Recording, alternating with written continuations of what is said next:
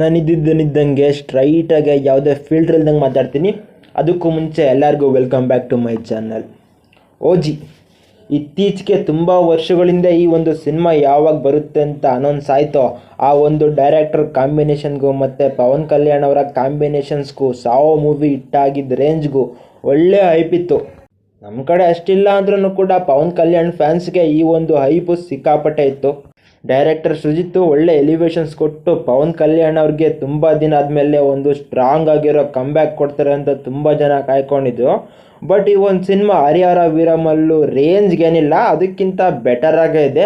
In case ನೀವೇನಾದರೂ ಪವನ್ ಕಲ್ಯಾಣ್ ಅವರ fans ಆಗಿದ್ದು ನಿಮಗೆ ಲಾಜಿಕ್ಸ್ ಇಲ್ಲ, ಬರೀ ಮ್ಯಾಜಿಕ್ ಮಾತ್ರ ಬೇಕು ಅಂದರೆ ಈ ಮೂವಿ ತುಂಬ ಇಷ್ಟ ಆಗುತ್ತೆ. ಬಟ್ ಆಫ್ಟರ್ ಕೋವಿಡ್ ನಿಮಗೆ ಸಿನಿಮಾ ಮೇಲೆ ಸ್ವಲ್ಪ ಐಡಿಯಾ ಬಂದಿದ್ದು, ಲಾಜಿಕ್ಸ್ಗೂ ಮ್ಯಾಜಿಕ್ಸ್ಗೂ ಸ್ವಲ್ಪ ಡಿಫ್ರೆನ್ಸ್ ಕೇಳ್ತಾ ಇದ್ದು. ಒಂದು ಟ್ರೂ ಸಿನಿಮಾನ ಎಕ್ಸ್ಪೆಕ್ಟ್ ಮಾಡ್ಕೊಂಡು ಹೋದರೆ ಅಂದರೆ ಸುಟ್ಟೋಗುತ್ತೆ. ಅದು ಯಾವ ಪಾರ್ಟ್ಸು ಅಂತ ಸಿನಿಮಾ ನೋಡಿದ್ದಾದಮೇಲೆ ಗೊತ್ತಾಗಬೇಕು ನಿಮಗೆ. ಈ ಸಿನಿಮಾ ಪೂರ ನನಗೆ ಇಷ್ಟ ಆಗಿದ್ದು ಅಂದರೆ ಇಂಟರ್ವೆಲ್ಗೂ ಮುಂಚೆ ಒಂದು ಫೈಟ್ ಬರುತ್ತೆ ಗುರು, ಆ ಫೈಟ್ ಮಾತ್ರ ತುಂಬ ಚೆನ್ನಾಗಿದೆ. ಬಟ್ ಅದರಲ್ಲೂ ಇಲ್ಲಾಜಿಕ್ ಸೀನ್ಸ್ ಇದ್ದಾವೆ. ಬಟ್ ಆ ಒಂದು ಪ್ರೆಸೆಂಟೇಷನ್ನು ಸ್ವಲ್ಪ ಇಷ್ಟ ಆಯಿತು. ಅದರಲ್ಲೂ ಆ ತಲೆ ಕಡಿಯೋ ಸೀನು ತುಂಬ ಇಷ್ಟ ಆಯಿತು. ಬಟ್ ಸ್ಟೋರಿ ಬರ್ಕೊಂಡಂಗೆ ಬರೀ ಎಲಿವೇಶನ್ ಸೀನ್ಸ್ನ 4-5 ತಕ್ಕೊಂಡು ಬರ್ಕೊಂಡಂಗಿದೆ ಒಂದು ಸಿನಿಮಾನ. ನಮ್ಮ ಡೈರೆಕ್ಟ್ರು ಪ್ಲೀಸ್ ಅರ್ಥ ಮಾಡ್ಕೊಳ್ರಿ. ಒಂದು ಸಿನಿಮಾ ಅಂದರೆ ಹೀರೋಗೆ ಸ್ಟಾರ್ಡಮ್ ಇದೆ, ಫ್ಯಾನ್ಸ್ ಬೇಜಾರು ಮಾಡ್ಕೊತಾರೆ ಅಂತ ಅಲ್ಲ. ನಿಮ್ಮ ತಲೆಯಲ್ಲಿ ಏನು ಬರುತ್ತೋ ಆಕ್ಚರ್ಸ್ಟರಿನ ಅದನ್ನು ತೆಗಿಯೋದಕ್ಕೆ ಪ್ರಯತ್ನ ಪಡಿ. ಆವಾಗ ಮಾತ್ರ ನೀವು ಒಂದು ಸಿನಿಮಾ ಡೆಲಿವರ್ ಮಾಡೋಕ್ಕಾಗೋದು. ಆ ಹೀರೋಗೆ ಅಷ್ಟು ಲಕ್ಷ ಅಷ್ಟು ಕೋಟಿ ಫ್ಯಾನ್ಸ್ ಇದ್ದಾರೆ, ಅವರೇನೋ ಒಪ್ಪೋದಿಲ್ಲ ಅಂತ ಹೇಳ್ಬಿಟ್ಟು ನಿಮ್ಮ ಪ್ರಕಾರ ನೀವು ಸಿನಿಮಾ ತೆಗಿದಂಗೆ ಏನೋ ಲಿಬರ್ಟಿಗಳನ್ನ ತಗೊಂಡು ಲಾಜಿಕ್ ಸೀನ್ಸ್ನೆಲ್ಲ ಮ್ಯಾಜಿಕ್ ಮಾಡಿಕೊಂಡು ಏನ್ರಿ ಇದು?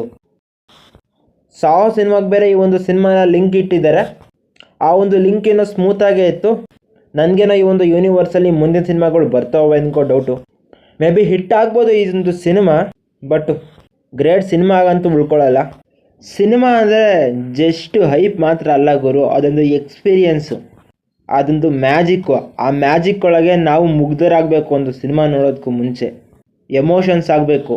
ಎಲ್ಲ ಥರದ ಅನುಭವನೂ ಕೂಡ ಒಂದು ಸಿನಿಮಾದಲ್ಲಿ ಸಿಗಬೇಕು. ಸುಮ್ಮನೆ ನೀನು 10 ಜನನ ಸಾಯಿಸ್ಬಿಟ್ರೆ ಅವ್ನು ಹೀರೋ ಆಗೋದಿಲ್ಲ.